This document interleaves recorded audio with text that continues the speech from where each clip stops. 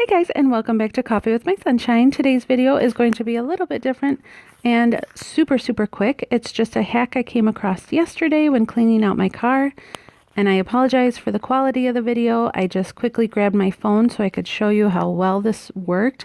I was amazed because it's just an old pumice stone that I had, and I don't know about you, but I struggle with dog fur on the carpets and stuff in the car because she goes with me everywhere. And usually I can vacuum it up off the seats, but for some reason it weaves itself into the rugs. And all you do with the pumice stone is just run it along the carpet. And this is after I've vacuumed. This is the stuff that the vacuum doesn't pick up. And it just worked perfectly. So I wanted to share it with you guys and make your life a little bit easier as well.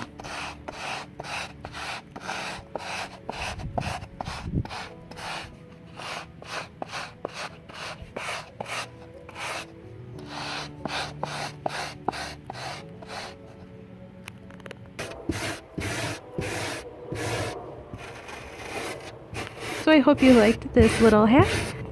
I hope you have an awesome day, and I'll see you next time. Bye!